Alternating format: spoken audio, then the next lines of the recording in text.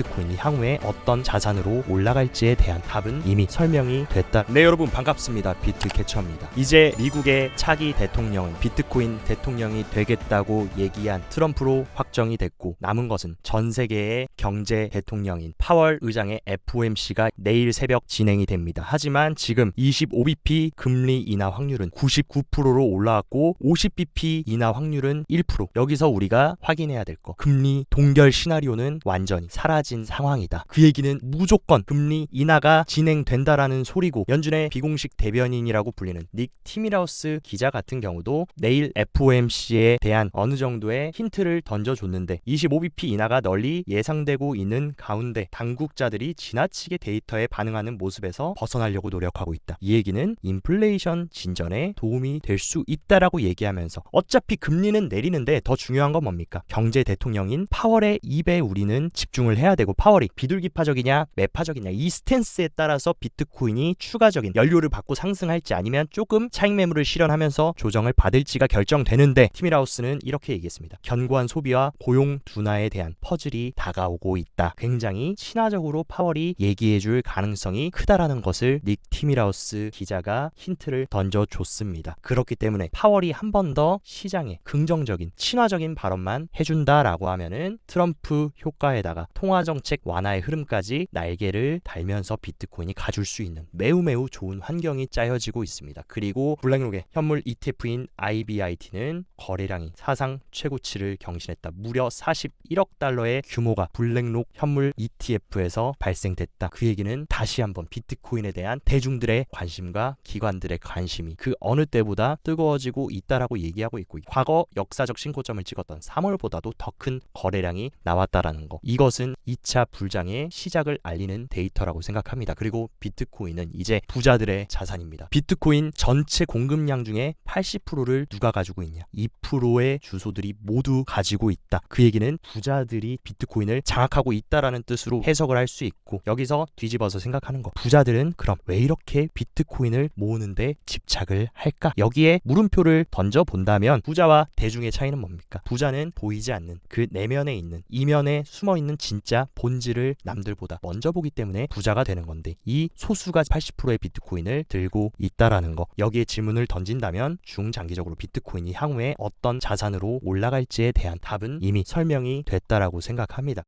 크립토 거물인 갤럭시 디지털의 마이크 노보그라치 같은 경우도 트럼프의 승리 이후 암호화폐 산업에 상당한 에너지 변화가 일어날 것으로 전망했고, 스탠다드 차타드 같은 경우는 비트코인 75K 돌파한 거는 이제 시작에 불과하다. 연말까지 125K까지도 갈 수 있다라고 굉장히 불리시한 발언을 해주고 있습니다. 미국 대형 경제 언론인 CNBC 같은 경우도 비트코인 대통령 취임식은 내년 2025년 1월입니다. 그 전에 비트코인이 10만 달러에 도달할 수 있다. 즉 100K에 갈 수 있다라고 얘기를 해주고 있습니다. 근데 여기서 우리가 봐야 될 거, 다들 올라가는 관점으로 보지 단 한 명도 비트코인 폭락하고 5K 간다, 10K 간다 보는 관점은 없는 상황이다. 그리고 언론에서 이렇게 스피커질을 하는 이유 뭡니까? 이제 기관들 고래들 바닥에서 개미 털면서 물량 다 매집했으니까 이제는 스피커들이 나와서 비트코인을 홍보하면서 개미들이 달라붙으면서 파멸적인 불장이 오는 그 시나리오 그대로 잘 흘러가고 있다. 그리고 이번 민주당 패배에는 제가 봤을 때 여러 가지 요인들이 있겠지만 게리 겐슬러도 한몫했다라고 생각합니다. 이 겐슬러가 안 그래도 지금 적을 만들면 안 되는 상황에 적을 계속 만들면서 민주당 패배에 가장 큰 기여를 한 게 겐슬러, 그리고 지금 비트코인은 전략적 비축 시대를 시사하고 있습니다. 겐슬러 모가지가 날아가는 것은 이제 시간 문제고, 다음 SEC 위원장 그럼 누가 앉을 것인가가 굉장히 중요한 사항인데, 다음 가장 유력한 후보자는 크립토맘이라고 불리는 이제 2인자 헤스터 피어스에 주목을 하고 있습니다. 그래서 트럼프가 당선이 되면 가상자산의 친화적인 피어스를 앉힐 가능성이 매우 큰 상황이다. 실제 위원들 5명 중에 게리 겐슬러 다음 2인자가 헤스터 피어스고, 헤스터 피어스 또한 공화당이라는 거. 그 얘기는 암호화폐 시장의 친화적인 인물들이 미국 대통령, 부통령, SEC부터 상원, 하원까지 완전히 장악하는 흐름. 이런 흐름에서 암호화폐 시장이 축소되겠습니까? 확장이 되겠습니까? 그리고 헤스터 피어스 위원은 과거에 이런 발언도 했습니다. 비트코인 현물 ETF는 이미 5년 전에 승인이 되었어야만 했다라고 얘기를 했고, 왜 게리 겐슬러가 ETF 승인하지 않았는지에 대한 논리를 항상 저는 위원장은 의아하게 만들었다. 같은 편인 게리 겐슬러를 헤스터 피어스는 계속 이해를 못한다라는 발언을 했는데 이 여자가 이제 SEC 위원장에 딱 앉는다라고 하면 얼마나 규제 환경이 친화적으로 흘러가겠습니까? 그리고 비트파이넥스 같은 경우는 트럼프가 대통령 당선되면 가상자산 자본 유입량 증가될 거다라고 하면서 추가적으로 트럼프가 증권거래위원회 위원장 게리 겐슬러 해임을 약속했지만 트럼프 혼자서 결정하는 사안이 아닙니다. 이것들이 실현되기 위해서는 의회의 지지가 필요한 상황인데 지금 미국의 의회 상황도 보면 공화당이 의회를 완전히 장악해버렸다. 상원 과반 확정에 이어서 지금 하원도 앞섰다. 공화당이 지금 의회도 장악하면 이런 식으로 위원장 해임에 대한 지지를 해주겠습니까? 안 해주겠습니까?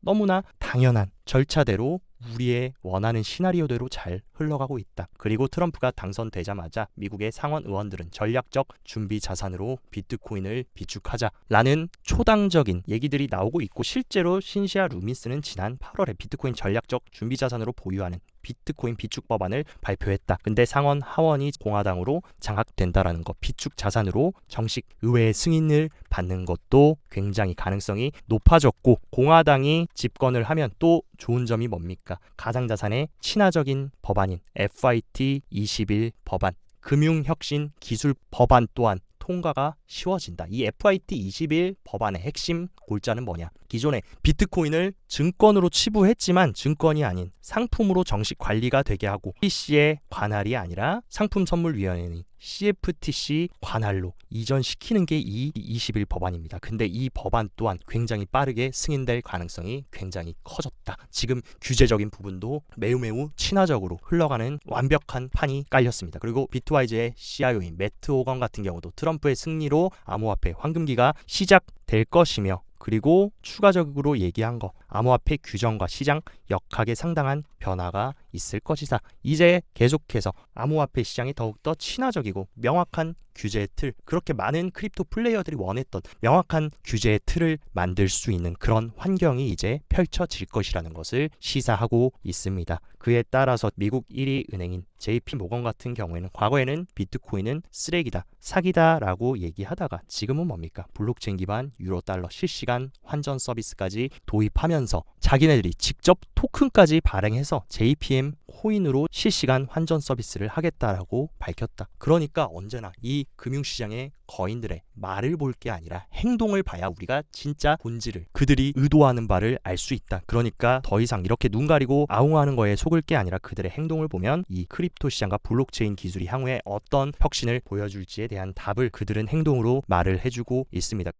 미국의 대형 채굴 업체인 허팔 같은 경우에도 비트코인 채굴 효율을 66% 올리기 위해서 31,145대의 비트메인 최신식 머신을 인수했다. 그 얘기는 뭡니까? 이 채굴자들도 이제 본격적으로 불장되니까 조금이라도 비트코인 더 올라가기 전에 많이 채굴하기 위해서 막대한 자본을 쓰고 있고, 이런 채굴 경쟁이 가속화된다. 해시레이트가 올라가고 비트코인의 보안과 채굴 경쟁은 더욱더 뜨거워질 것입니다. 그리고 그 뜨거워짐은 당연히 가격으로 발현될 수밖에 없는 상황이다. 그리고 트럼프 집권 하에 우리가 주목해서 봐야 되는 크립토 시장 핵심 섹터는 바로 디파이다. 왜냐하면 트럼프 가족이 함께 월드 리버티 파이낸셜이라는 디파이 프로젝트를 시작했고, 지금 트럼프 기대감으로 디파이 섹터가 굉장히 급등을 하면서 죽어있던 디파이 시장이 다시 살아나고 있는 모습. 디파이 시장 같은 경우는 이런 식으로 약세를 보이다가 최근 들어서 급격한 상승으로 반전됐고, 지금 디파이의 펀더멘탈이라고 볼 수 있는 TVL이 상승한다는 거, 과거에도 불장에는 디파이 TVL이 상승하면서 전반적인 시장이 대세 상승장으로 갔다.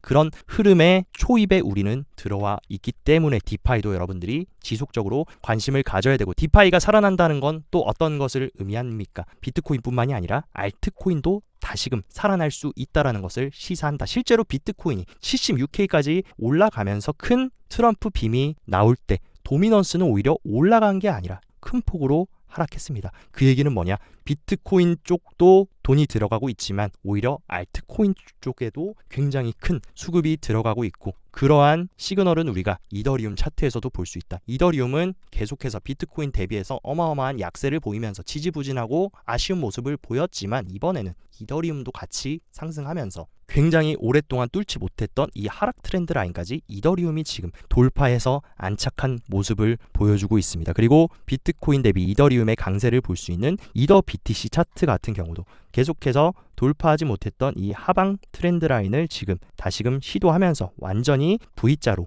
상승 반전 피벗이 된 모습을 보고 있고, 이 이더 BTC 같은 경우도 확실하게 이 추세선 위를 돌파해서 리테스트 안착을 해준다. 그러면 죽어 있었던 이더리움도 살아날 수 있는, 그리고 알트의 왕인 이더리움이 살아난다라는, 알트코인 시장도 살아날 수 있다라는 것을 우리한테 시사하고 있습니다. 몇 가지 온체인 데이터들의 흐름도 한번 체크를 해보자면, 세계 1위 거래소인 바이낸스의 미결제 약정이 올타임 하이를 갱신하면서 어마어마한 크립토 시장의 관심과 유동성이 들어오고 있고, 비트코인 버블 크래시 마켓 저평가 고평가 데이터를 보면 우리의 자리는 저평가도 고평가 구간도 아닌 딱 중간에 위치해 있고, 다시 한번 진정한 고평가 구간으로 가려면 더 큰 모멘텀이 살아있다라는 것을 시사하고 있습니다. 그리고 언제나 과거 사이클을 보면 최소한 이 버블 시그널이 3번 혹은 2번 이상은 나오고 나서 비트코인 시즌이 종료됐는데, 이번 버블 시그널은 3월달 역사적 신고점을 갱신할 때 한 번밖에 나오지 않았다. 그러므로 추후에 이번 사이클에서 앞으로도 최소 한 번에서 2번 정도의 버블 사이클이 더 나올 수 있는, 그때 우리는 매도를 고려해야지 벌써부터 조금 올랐다고 매도를 고려할 때는 아니라는 것을 다시 한번 얘기를 해주고 있습니다. 그리고 비트코인 트레이더들의 실현 수익 또한 계속해서 조정장을 통해서 음수에 있었지만 다시금 코인 투자자들의 수익권으로 들어오면서 상승을 보여주고 있고, 그 얘기는 새롭게 시작되는 2차 불장 페이지에 돌입했다라고 볼 수 있습니다. 그리고 비트코인 현물 누적 거래량 데이터를 보면 지난 3월보다 더 큰 현물 거래량이 이번에 들어왔다라는 것을 알 수 있다. 근데 불장 사이클의 특징은 뭐냐? 선물 거래량도 물론 높아지지만 이 현물 거래량이 급격하게 높아질 때가 진짜 불장을 알리는 그런 시그널이었던 만큼, 이런 식으로 어마어마하게 현물 시장의 거래량이 늘어나고 있는 것 또한 매우 고무적인 지표라고 해석을 할 수 있습니다. 그리고 상승장이 오려면 꼭 필요한 거 뭡니까? 뒤늦게 포모를 느끼고 달라붙는 리테일 인베스터들, 그러니까 개인 투자자들이 이제 비트코인 신고가 같다, 여기저기서 비트코인 상승한다 스피커들이 알리면 이제 개미들이 덕지덕지 달라붙습니다. 그러면서 과열이 되고 버블 시장, 불장으로 들어가는 건데, 최근 리테일 개인 투자자들이 엄청나게 시장으로 다시 돌아오면서 비트코인이 더 큰 상승을 하기 위한 선결 조건까지 갖춰졌다. 과거에도 이런 식으로 파멸적인 대불장 상승이 나왔을 때도 리테일들이 들어오기 시작하면서 파멸적인 상승 사이클이 나왔던 것처럼 지금도 그 상승장 초입권에 있다는 것을 개인 투자자의 움직임에서 우리는 체크할 수 있습니다. 그리고 비트코인 모멘텀 지표를 체크해보면 다시금 음수에서 계속 지지부진했던 모멘텀 지표도 최근 10월을 기점으로 확실하게 양수로 전환되면서 언제와 비슷한 모습을 보여주고 있습니까? 1차 불장이었던 2월달, 3월달, 4월달의 지금 흐름을 다시금 재현하고 있다라는 거. 그렇기 때문에 새로운 2차 강세장의 시그널을 지금 비트코인 모멘텀 지표도 우리한테 친절하게 알려주고 있습니다. 그러면 우리가 알아야 될 거, 캐처님, 그러면 적어도 이번 사이클 2차 불장은 얼마나 오를까요? 라고 이 부분이 궁금하실 것 같습니다. 그렇다라고 하면 과거의 사이클 때 얼마나 비트코인이 역사적 신고점을 갱신한 이후에 상승했는지를 체크를 해보면 될 것 같은데, 과거 2013년 불장 당시에는 역사적 신고점을 달성하고 나서 비트코인이 무려 3,700% 상승했고, 그리고 17년 사이클은 비트코인 역사적 신고점을 갱신하고 1,400%의 상승을 보여줬습니다. 그리고 가장 가까웠던 불장 21년도 불장은 역사적 신고점을 갱신하고 나서 248%가 올랐다. 여기서 우리가 확인할 수 있는 거, 사이클이 지속될수록 상승폭은 줄어든다. 그러면 우리가 보수적으로 잡고 지난 사이클 240%의 반 정도만 올라간다라고 생각해도 120%입니다. 적어도 100% 이상은 상승할 수 있다라는 결론이 나오게 되는데, 그렇게 되면 지금 비트코인이 75K니까 적어도 150K까지는 갈 수 있다라는 거. 그리고 이 150K는 원화 기준으로 2억이라는 겁니다. 그러면 지금에서부터 2배나 더 갈 수 있는 그 룸이 2차 불장이 시작될 수 있음을 시사한다. 그렇기 때문에 적어도 이번 사이클 고점은 150K 이상에서 종료될 확률이 크다라는 것을 과거 데이터가 우리한테 증명하고 있습니다. 그렇기 때문에 우리는 이제 역사적 신고점을 갱신 이후에 나오는 파멸적인 상승이 시작하는 시작 부분에 와 있기 때문에 절대 여러분들이 늦었다고 생각하거나 조급하실 필요가 없다. 그리고 인간 지표를 몇 개 체크해보면 가장 많은 비트코인 정보가 쏟아져 나오는 트위터의 비트코인과 이더리움 검색 볼륨을 체크해보면 이제야 고개를 살짝 들어준 상황인 거. 과거 21년 불장 당시와 비트코인 트위터 볼륨을 비교해보면 아직도 한참 못 미치는 수준에 있다라는 거. 물론 상승이 시작된 것은 맞지만 아직도 늦지 않았다라는 것을 시사하고 있습니다. 그리고 더욱더 정확한 전 세계 구글 트렌드의 비트코인 검색어 수치를 보면 과거 2017년 불장, 21년 불장 당시에 비해서 지금은 이제 막 사람들이 관심을 가지기 시작했습니다. 과거 2017년 불장 당시 구글 트렌드 지수가 100이었고 21년 불장 당시에는 67이다. 그 얘기는 지금 아직 진정한 불장은 시작도 안 했다라는 것을 시작하고 고작 이만큼 심리가 올라왔다. 적어도 우리가 매도를 고려하고 최종적인 졸업을 고려해야 될 때는 구글 트렌드가 과거 21년 사이클 정도까지는 올라오는 그 시점을 잡아야 되기 때문에 많은 분들이 벌써 늦은 거 아니야? 너무 많이 오른 거 아니야? 라고 생각할 수 있지만 이제 막 대중들이 비트코인의 가치를 알아보고 비트코인에 관심을 가지기 시작한 걸음마 단계라는 거 꼭 명심하셔서 남은 2차 불장도 완벽하게 주행해서 저와 함께 결승선을 저희 캐쳐 가족분들은 꼭 통과하셨으면 좋겠습니다. 오늘 영상도 시청 진심으로 감사드리고 영상 도움되셨다고 하시면 좋아요, 구독 눌러주시고 더 자세한 투자 전략 궁금하다 하시면 영상 하단 고정 댓글에 제가 운영하는 크립토 시황 정보방 활짝 열어놨으니까 이쪽에서 시황도 잘 체크하시면서 성공적인 크립토 투자 계속 이행해 나가시길 바랍니다. 오늘도 시청 진심으로 감사드리고 여기까지 비트캐쳐였습니다.